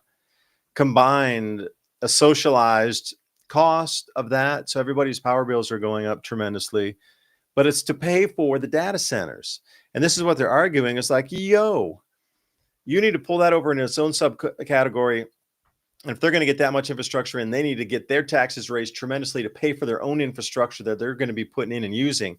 They're just raising the power bills for everybody else on the auction itself and actually on the infrastructure, using the taxes from part of the bills for build out in new infrastructure, which has nothing to do with the public. That new infrastructure goes straight only for AI here. And then Pennsylvania abandons regional carbon trading market. Why do you think they need to do that? Well, they need to go back to gas power and find it from somewhere else and pull it in at breakneck speed. PJM's one of those ones that I kept warning about and talking about during the cold last year when that super freeze came down, because their lines they're completely stretched. I mean, over maximum, max, plus over capacity right now. Any trip or break off in that, like let's say one of the smaller grids go down, like TVA, if it got disconnected because of ice storms or something, they couldn't hold that because there's a lot of power coming up from our TVA to supplement them. And if one little section were to go down, it would take down and brown out all of it, because it would suddenly be at a very deep deficit, because they're pulling power in from everywhere else, which is making my TVA charge me more money, because these guys are running data centers up near DC and in Virginia, and they're pulling from our TVA power source. They're paying anything on auction. They're getting record prices for megawatts, and then they're passing that cost along to us, and it's so ridiculous. Even me, I'm not even in Virginia, but I'm paying for somebody's Virginia data center because our rates keep going up. And I can see it because it's right next door to where we are. So they did have a carbon credit, carbon capture storage scheme, but people are pulling out of that because now they need to get around some of these climate policies, because they really need the power, or else they're going to collapse. Like, they can play all they want, fairy dust and whatever else, pretending that renewables are going to do it, but they're coming right back on and go, you know what, all those commitments we made not to do so, we need to keep our people from riding on us, so we're going to give them power, we're going to let them eat, and we're going to heat the home. But you know what, we need it more for the data centers. Actually, just tell them that's the excuse. Turn it back on. We need to ramp these gas generators back up because the data centers need the power. Like, everything you knew about renewable power is bullshit. Seriously. They faked us out the whole way, telling us renewables. They took all those gas powered plants off, mothballed them, and now when they bring them back on, the AI data centers buy them for pennies on the dollar, and they got their own private power station online for them exclusively. That's insane too, the way this whole thing is operating, how they tricked us into renewables, leaving the infrastructure still there, just barely usable. And now, data centers come in and go, we'll buy the whole station. By the way, we need to hire all these people. Oh, we're going to give you tons of new jobs to work at the power station. All that power right to the data center. They might squeak off a line or something off to, Maybe that's why they're building all these data centers and power centers right next to where they have all the greenhouses you were talking about earlier. You said, what would it take? Well, you'd have to have a lot of power for the lights to grow things, the automation to move things around, and the robots to take care of it. And then, next door, you got a data processing center that uses a bunch of that same energy. And yeah, you're going to be asked out of being able to. I imagine they're going to start rationing, like they did in California and other places, the power grid, and they're going to tell you it's because of this, that, and the other thing, but it's really because they're using it. So that means you need battery powered backup systems like EcoFlow, or what's the other one? The orange one, Jackery. That's another one.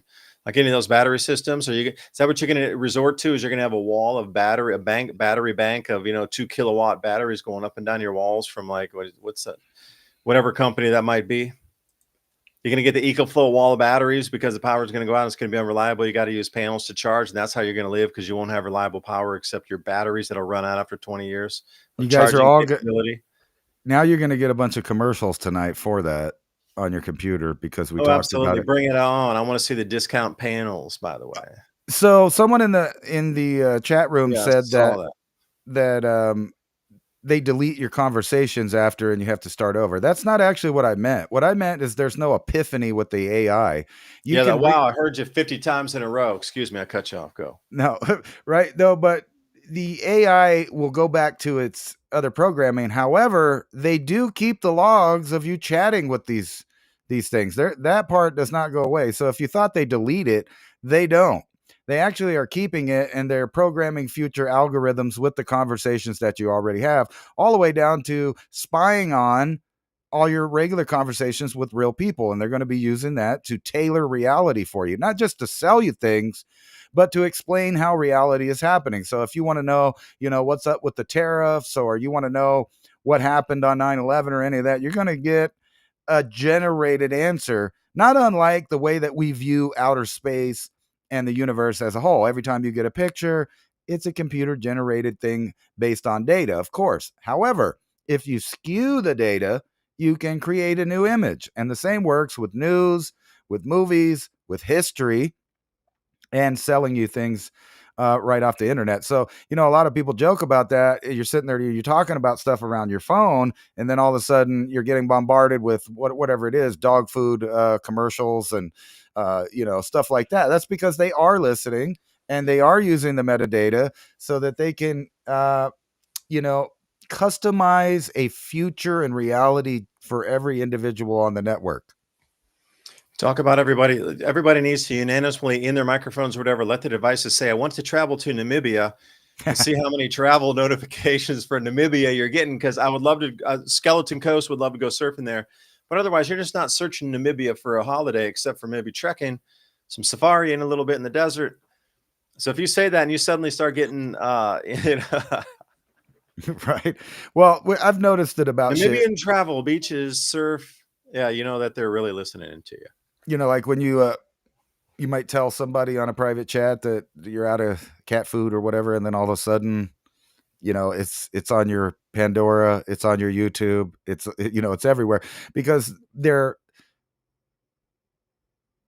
creating a scenario in which every bit of metadata that you create will be tailored to you specifically to extract every last cent. And by the way, they got rid of the penny, but extract every last cent of disposable income that you have, which what that does, if people fall for that trap, and month by month, you live month by month because you keep getting rid of your disposable income, that amounts to a universal basic income, because you'll only have enough money to pay for your bills, which are going to exponentially go up, including your natural gas. If you're in an area like I am, you got gas for heating and electric for cooling. Or you might go up to like Colorado, where they're spending an arm and a leg for heating already. You know what I mean? So they want to get whatever disposable income you have left over after you've paid all of the utilities and taxes to get every last cent from you. And think about all of the billions of dollars that are, and we had a show 2 years ago talking about the end of the penny and how that they would just steal, portions of the penny. And then later on, we kind of updated that thought with the idea that they keep rounding everything up. They want to round up the amount, or they want you to donate to literacy or cancer or save the St. Jude kids or whatever it is. That's the excuse to round up whatever your total is up to the next $10 increment. Imagine all that money that's just disappearing. Well, the price of copper is getting big, and it's copper got put on the strategic metals reserve here for America, along with silver. Right. So imagine all that copper laying in our money supply that people have been holding. They basically use the American people as the storehouse, as the storage warehouse.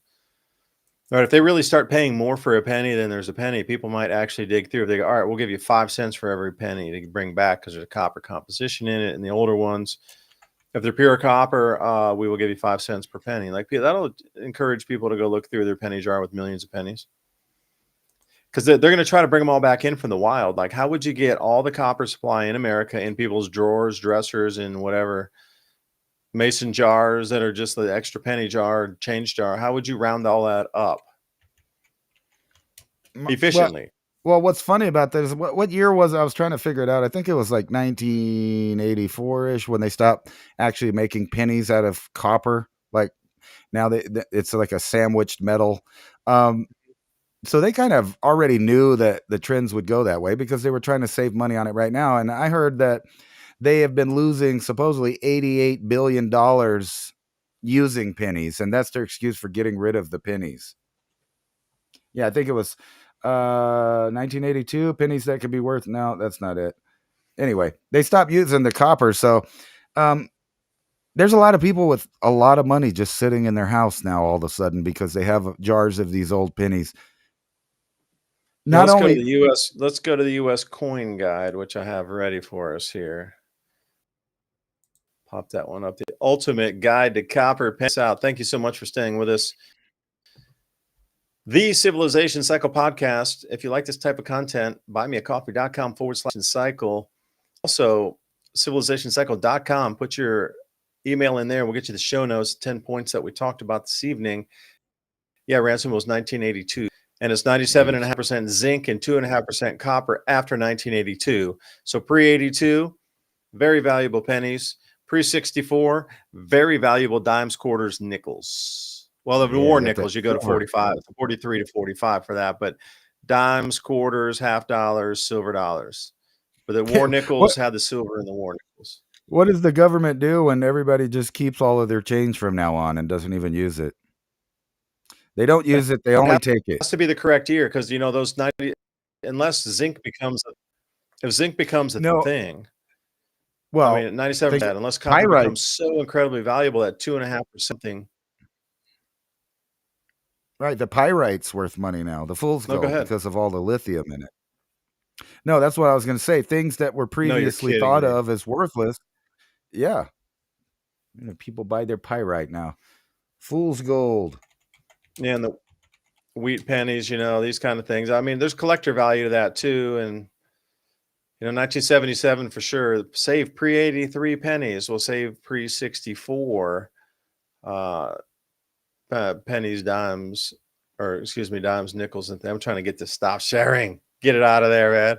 Yeah, and so you're starting to look for. The American people hold an enormous amount of reserves just in your pockets and in your closets and in your drawers. Like it's just spread out. They need to get it back in one place. Yeah, you might, you know, like if you stockpiled this fool's gold, you might have a little bit of cash flow as well. So lithium's in there, is it? Like how much? Okay, so that piece of fool's gold that you have there as a mineral specimen, dude, that's several $100s at least for that specimen there in good condition like that. That's like perfect, dude. Fool's gold specimen like that, depending on the size, is going to be pricey because you got the full formed crystals in there and everything.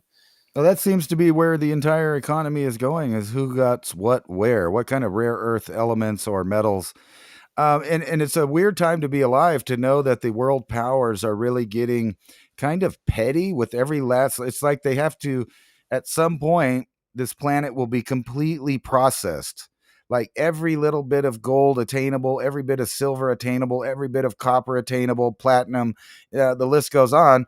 There are people out there that are stripping the surface all over the world. Obviously, you have strip mines of every last little bit of that. Now, imagine what they're doing in places like Gaza soon, or you know, Iraq, where you can just kind of scrape over all of the old buildings and stuff, and then grind it up, and then pull all of the silver and stuff back out of it. Cha-ching! What about the electrical? Well, what about the electrical flow disruption in the crust during this pit mining that you're talking about? So, you know, you got to think of our Earth as a homogeneous entity that had formed in a certain electrical field and electrical state. So those atoms, what you call metal, you know, monatomic, whatever it is, you know, pretty much, is bound together in the veins across or mixed equally with the other substrate across our planet in the crust.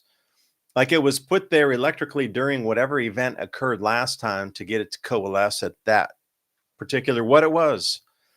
We've tremendously disturbed the electrical flow across the planet. Do you think not digging out hundreds of billions of tons of metals on this earth and then purified them into much, you know, different structures, like super purified, you would not get that in the crust, and then loading that across the entire planet? Do you think we've disturbed anything in terms of electrical flow? The millivolt charge, the way it's spread around the planet. Where do you think when it happens, when stuff starts getting into cities with skyscrapers and all that, like super dense iron metals and things, that would normally be somewhere in the crust outside the Great Lakes. Now, the disturbance of that, or what happens with the aurora and those field aligned currents coming in, they're going to spread differently when they get to those ground level events versus what they would have, say, 300 or 400 years ago.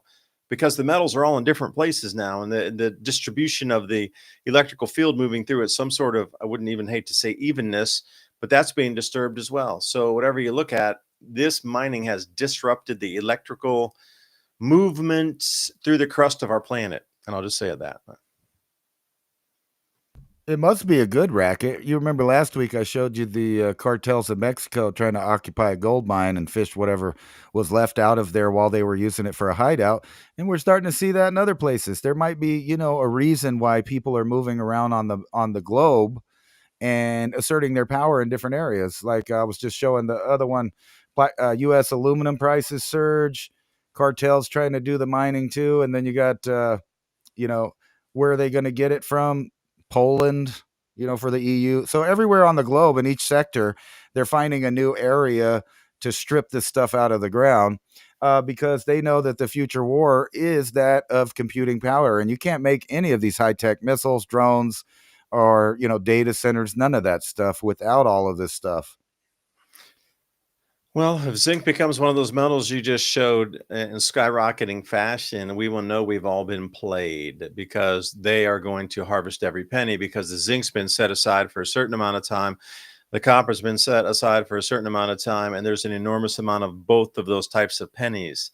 So if you see zinc get all crazy in price and they're asking people, bring your pennies in, we don't care if they're copper of the pre-83s or post-83, where it's zinc and copper, we'll take it all, because they still get 2.5% copper out of the zinc penny.